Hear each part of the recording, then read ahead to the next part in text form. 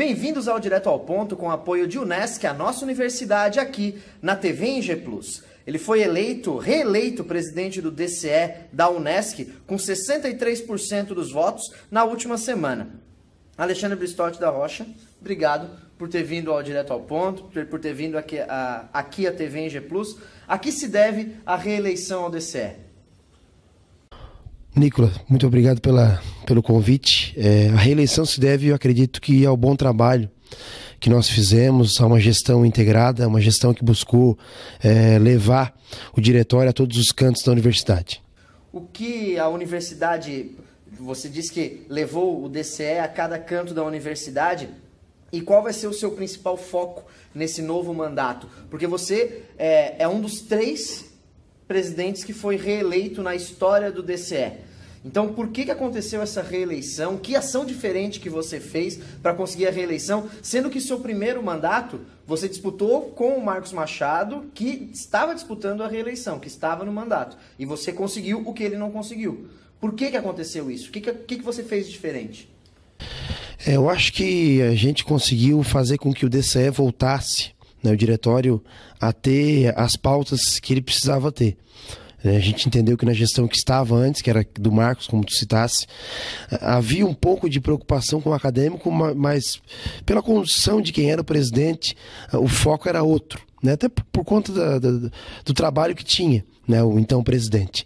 E nós focamos muito nas pautas acadêmicas, e foi algo que a gente colocou em sala, na manutenção das bolsas, como do artigo 170, no aumento do número de bolsas da Prefeitura Municipal de Criciúma, na redução das taxas acadêmicas, que são as taxas que o acadêmico paga para fazer a prova em época especial, quando perde o dia de prova, que paga para pegar o histórico, quando precisa para comprovar a nota no estágio para se inscrever. Então nós efetivamente focamos naquilo que é interesse do acadêmico. O acadêmico reconheceu isso, viu que realmente aconteceu, o nosso trabalho foi focado, e aí a prova disso foi o resultado nas urnas que nos agraciou com a vitória, sendo o terceiro reeleito, o segundo com oposição a ser reeleito no Diretório Central de Estudantes. O tempo estudantil ele é muito curto, ele dura ali 5, 6, talvez 7 anos. Reeleição para um diretório central ou até mesmo para um centro acadêmico não é algo ruim? Não é interessante não haver a reeleição e haver uma renovação das lideranças? Muitos defendem que o mandato deveria ser de 2 anos. Então, como o mandato ele é de 1 ano, 1 ano é pouco tempo. A gente assume a gestão dia 1º de dezembro e dia 30 de novembro do outro ano tem que deixar. E aí a gente assume dia 1º de dezembro com o semestre já praticamente terminado. Então a gestão ela começa de verdade em fevereiro do ano seguinte. E aí, em fevereiro, começando a gestão, ela vai até junho, que é o final do primeiro semestre, e reinicia em agosto. Então é algo muito rápido e se torna pouco tempo para se fazer tudo aquilo que se imagina. Se nós formos verificar a nível de mudança, nós somos 130 pessoas na chapa que venceu a eleição. Da diretoria executiva, das 6 pessoas, eu fui a única que se manteve no cargo. As outras 5 trocaram, vice-presidente, tesoureiro. Então, houve sim essa mudança. E não houve no meu caso. Na realidade, quando eu me elegi presidente, a primeira vez, nem era minha intenção continuar no cargo. Era para eu estar se formando agora no curso de Direito no final do ano. Os meus colegas vão se formar e eu vou participar da formatura com eles. Mas eu abri mão da minha formatura, abri mão do meu tempo na universidade, de ficar 1 ano a mais na universidade, da minha formação profissional, do meu futuro profissional, para que muitos outros pudessem entrar na universidade, para que muitos outros pudessem se formar. Eu acho que é uma questão social, é algo que vai de cada pessoa, mas que eu entendi que era necessário se fazer para que a universidade e o movimento estudantil continuasse crescendo. Não que não hajam lideranças capacitadas para isso. Existem muitas, algumas com algumas intenções obscuras. E a gente precisou, nesse momento, colocar o nome de novo à disposição no processo para que essas pessoas não assumissem o protagonismo do diretório. Quem são essas pessoas? Algumas, eu prefiro não citar, mas a gente, durante a campanha, nesse ano, algumas, inclusive usando a rede social, tentando nos desconstruir, tentando nos desmerecer no trabalho, até com ataques pessoais, chamando principalmente a minha pessoa de machista ou de fascista, sabe? Umas falas totalmente sem contexto, totalmente desproporcionais, me deixaram um pouco tristes, mas que nos motivaram muito mais. A gente, durante a campanha, sentou e disse, olha, nós vamos fazer igual pão de ló. Quanto mais essas pessoas baterem, mais nós vamos crescer. Deu certo. A gente venceu o processo, nós vamos fazer gestão para essas pessoas também, até porque a gente não precisa se igualar a elas, né? Elas querem pregar o ódio, a gente vai pregar o amor. Um desses motivos foi uma foto que você bateu com o presidente Jair Bolsonaro lá na Câmara dos Deputados, foi isso? Um dos motivos foi esse. E a densidade eleitoral nos cursos de licenciatura, no curso de artes visuais, matemática e educação física, nós fomos bem votados. Mas nos demais cursos, geografia, história, pedagogia e letras, nós sofremos derrotas, né? Se formos verificar a margem, é certo que não foram muitos votos por conta do número de acadêmicos, mas especificamente nesses cursos, principalmente no curso de história, houve um movimento dos líderes para tentar me desgastar por conta da foto que eu bati. Eu fui fazer o estágio de visita na Câmara, tu conhece esse programa, e bati foto com todo mundo, com Bolsonaro, com Jean Willis, com Maria do Rosário, com Álvaro Dias, com Ana Amélia, e aí botei, desejando boa sorte ao governo de Jair Bolsonaro, não votei nele, mas mesmo assim vai ser o meu presidente, assim como eu vou ser agora o presidente de todos os acadêmicos. Então é preciso torcer, não contra quem está na gestão, mas é preciso torcer a favor da instituição, do país, do Estado, e é isso que eu fiz. E algumas pessoas que não têm a democracia como princípio, não me entenderam e fizeram ataques durante a campanha, inclusive membros da outra chapa colocaram nas redes sociais, depois foi retirado a pedido do candidato de oposição, mas como eu costumo dizer, a flecha lançada, a oportunidade perdida, e a palavra dita não tem mais volta. Foi feito, o movimento culminou nisso, o resultado da eleição mostrou que o ataque deu certo nesses cursos, mas não deu como um todo, porque a universidade é muito maior que isso e o acadêmico é muito mais inteligente. A universidade é muito maior, ok. E há um universo de eleitores dentro da universidade para o Diretório Central dos Estudantes muito maior também do que os 2.000, cerca de 2.000 que foram até a urna. O movimento estudantil está numa bolha? Por que não consegue atingir esses outros estudantes? Por que eles não se envolvem? É uma grande incógnita, né, Nicolas? A gente costuma dizer que o brasileiro, não só o estudante, né, ele se preocupa só quando a barriga dói. Né? E isso também faz parte do movimento estudantil, dos estudantes, porque são todos brasileiros. A gente vê o interesse. No ano passado nós tivemos 3.000 votantes. Nesse ano, uma redução para 2.000. Né? Essa diminuição ela se deve também por 2 pontos. O primeiro deles é que a eleição ela não foi tão acirrada como no ano passado, e nós tivemos um ano com Copa do Mundo e eleição majoritária. Então, desgastou um pouco, o pessoal estava um pouco cansado. Além disso, né, o segundo ponto que culminou para não ter tantos votos, para ter a diminuição de votos na universidade, foi a impugnação e anulação de urnas. Nós tivemos ano passado 6 urnas anuladas e impugnadas por conta de problemas eleitorais. Né? E isso, se nós formos verificar o curso de engenharia civil, por exemplo, foram menos de 100 alunos às urnas. No ano passado foram 400. E as urnas foram anuladas no ano passado por conta de problemas com o número de cédulas e assinaturas. Então o estudante ficou um pouco chateado. E aí nesse ano nós não tivemos nenhuma urna anulada, nenhuma urna impugnada, mas é preciso fortalecer. Eu acho que é meu papel, é nosso papel, sensibilizar o estudante da importância que é ele participar do processo. Nós somos a única universidade no Brasil que o voto para reitor e coordenador de curso é paritário e universal. O voto do aluno vale igual ao voto do professor. No Brasil inteiro não existe sistema igual. Então é preciso reconhecer isso, é preciso manter isso, é preciso valorizar.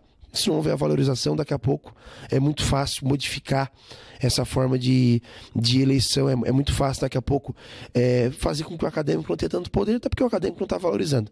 Mas eu acho que é nosso papel sensibilizar o acadêmico, mostrar a importância para a gente conseguir fazer com que o acadêmico participe do processo. Vamos para o nosso intervalo aqui do Direto ao Ponto e logo voltamos com o presidente reeleito do Diretório Central de Estudantes da Unesc, Alexandre Bistotti.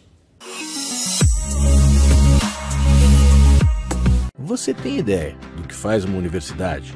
Universidade é conhecimento, é formação acadêmica, pesquisa, inovação, integração, debate, solidariedade. É inclusão social, digital, real. É desenvolvimento de ideias e de tecnologia. Um lugar para ver o mundo com outros olhares. Universidade é lugar de pessoas, gente que sonha e realiza. Um lugar que promove uma das melhores coisas que a humanidade tem: usar sua inteligência para melhorar o mundo. Universidade é lugar de despertar talentos, lugar de promover sorrisos, pensar num mundo novo, um lugar construído de forma coletiva, uma espécie de protótipo do amanhã. Universidade é experiência, uma experiência de vida e uma experiência viva. Viva a Unesc, há 50 anos, a nossa universidade.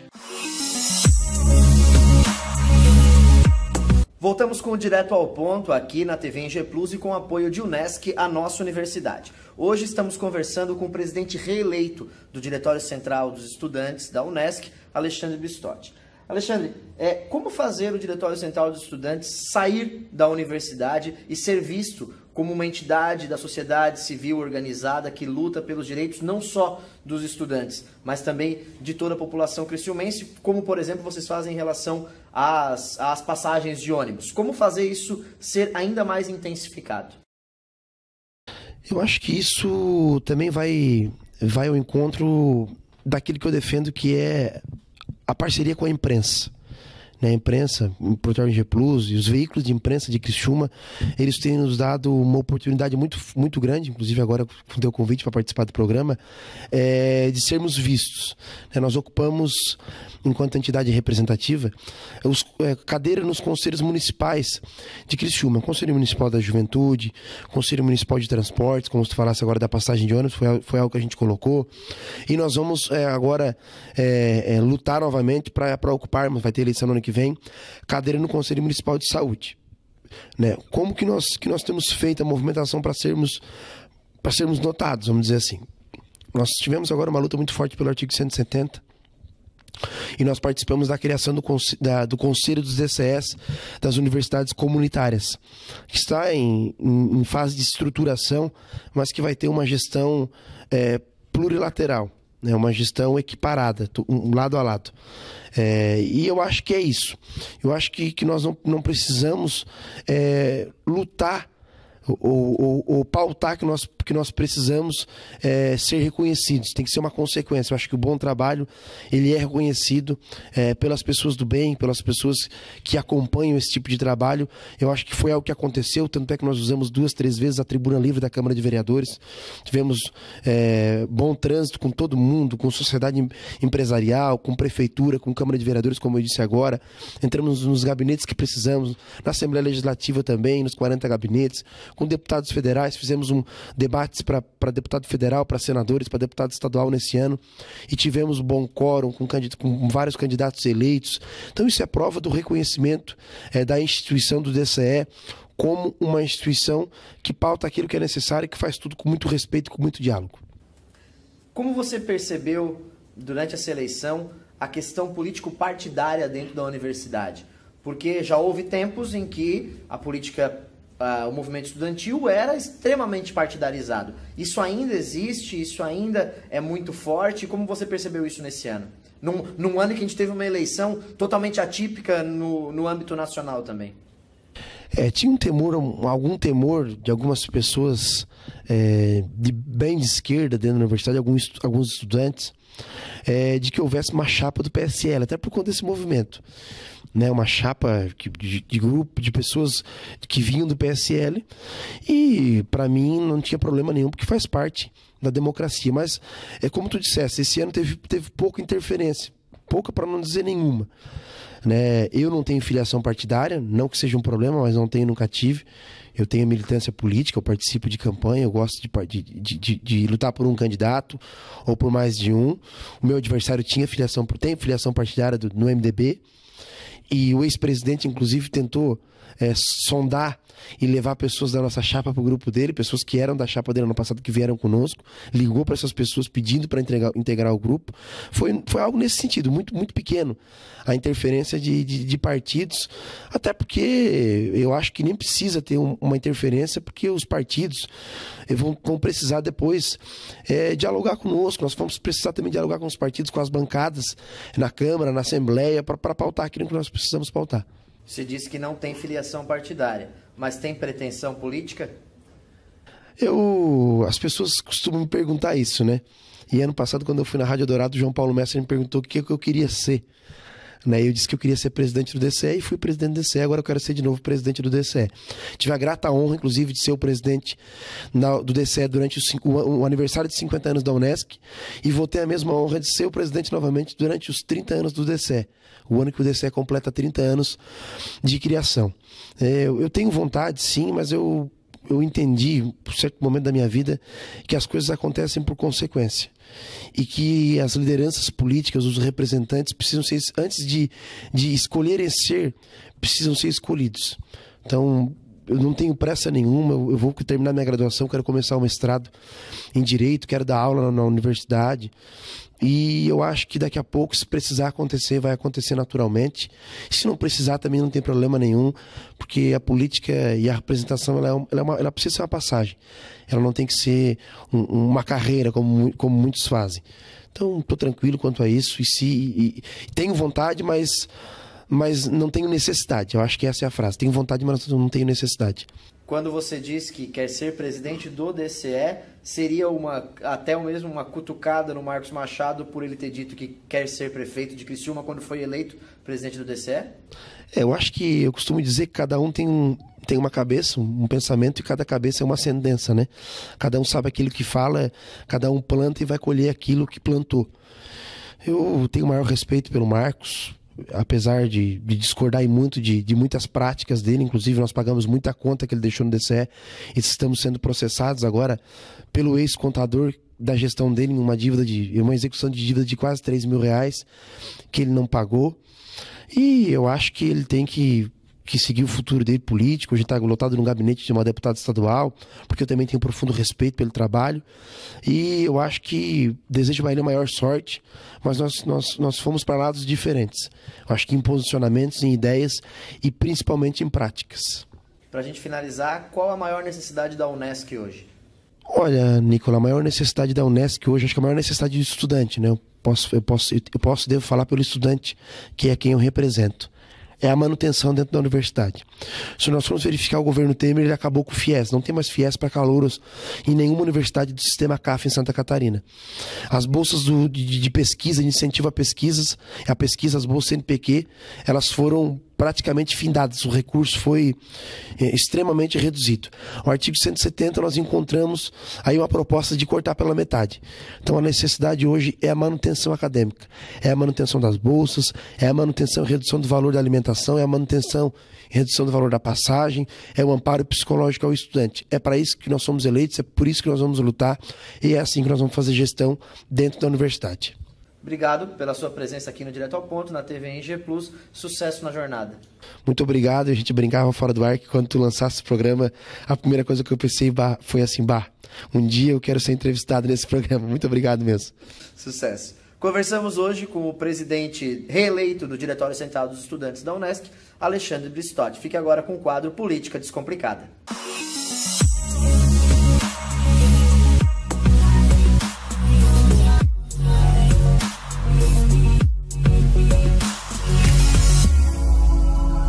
Nos últimos dias nós soubemos de um deputado estadual eleito que foi até a Assembleia Legislativa para tomar posse. Calma, deputado, é só dia 1º de fevereiro. Estamos no meio de uma transição, mas quando que os eleitos realmente tomam posse? No dia 1º de janeiro de 2019 vão tomar posse o novo presidente da República, Jair Bolsonaro, e o governador. Prefeitos e vereadores também tomam posse no dia 1º de janeiro do ano que sucede a eleição municipal. Então, no início da tarde de 1º de janeiro de 2019, já devemos ter o novo presidente da República empossado, Jair Bolsonaro, vai tomar posse lá no Congresso Nacional e depois vai até o Palácio do Planalto. E no início da noite de 1º de janeiro, o novo governador, o comandante Moisés, Carlos Moisés, já empossado. A posse deve acontecer, a parte festiva, no Teatro Pedro Ivo, em Florianópolis, mas ele deve assinar o termo de posse lá em Florianópolis também, na Assembleia Legislativa, ou até mesmo no Teatro Pedro Ivo. Os senadores, deputados federais e deputados estaduais tomam posse no dia 1º de fevereiro. Então, numa sexta-feira, vai ser 1º de fevereiro de 2019, vão tomar posse os nossos 2 novos senadores, Espiridião Amin e Jorginho Melo, os 16 deputados federais eleitos por Santa Catarina, além dos 40 deputados estaduais eleitos ou reeleitos por Santa Catarina tomam posse no dia 1º de fevereiro. Normalmente, a posse da Assembleia Legislativa acontece no dia 1º de fevereiro de manhã, e a posse do Congresso, porque a posse do Congresso acontece da Câmara dos Deputados de manhã e do Senado Federal à tarde. Então, as posses acontecem 1º de janeiro e 1º de fevereiro. Aos que estão ansiosos para tomar posse, aguardem mais 2, 3 meses até que isso aconteça de verdade. Até lá, planejem os seus mandatos. Esse foi o Política Descomplicada. Se você tiver alguma dúvida, coloque nos comentários que nos próximos vídeos a gente responde. Vamos falar sobre troca de partido sem perda de mandato, a famosa janela partidária. Como é que funciona troca de partido sem perda de mandato atualmente? Ela pode acontecer em algumas situações. A primeira, que é a incorporação ou fusão de partidos. Isso pode acontecer agora nas próximas semanas com o PPS. O PPS está num debate para fundir com outros partidos. Então, os eleitos por PPS pelos outros partidos poderão trocar sem perda de mandato. Vão ter um período para troca sem perda de mandato. A criação de um partido novo. Quando um partido novo ele é criado, há um mês, 30 dias, para que eleitos que estão em mandato possam ir para esse partido sem perder o mandato. Desvinculação de programa partidário, mas aí é necessário provar isso para a justiça. E grave discriminação pessoal também é possível, mas tem que provar isso na justiça, que você sofreu grave discriminação pessoal para poder trocar de partido sem perda de mandato. Desde 2015, existe uma possibilidade também, que é os detentores de mandato eletivo em cargo proporcional podem trocar de legenda nos 30 dias anteriores ao último dia de prazo de filiação partidária, 6 meses. Então, entre o 7º e o 6º mês antes da eleição, ali por março, quem está em mandato proporcional, vereador, deputado federal e deputado estadual, e que vai ter eleição, poderá trocar de mandato. Ou seja, ali em março de 2020, os vereadores poderão trocar de mandato, trocar de partido, sem perder o mandato. Apenas os vereadores em 2020, só em março do ano que vem, poderão trocar de partido sem perder o mandato. Então, possibilidades de troca partidária, se você sofreu alguma discriminação dentro do partido, fusão de partido, criação de novo partido, ou só em março do ano que vem, quando vai abrir essa janela para troca de partido sem perda de mandato, aqueles 30 dias antes do dia que marca 6 meses para a eleição, e só para vereadores em 2020. Esse foi o Política Descomplicada. Se você tiver alguma dúvida, pode comentar aqui embaixo, que na próxima edição a gente responde. Você tem ideia do que faz uma universidade? Universidade é conhecimento, é formação acadêmica, pesquisa, inovação, integração, debate, solidariedade. É inclusão social, digital, real. É desenvolvimento de ideias e de tecnologia. Um lugar para ver o mundo com outros olhares. Universidade é lugar de pessoas, gente que sonha e realiza.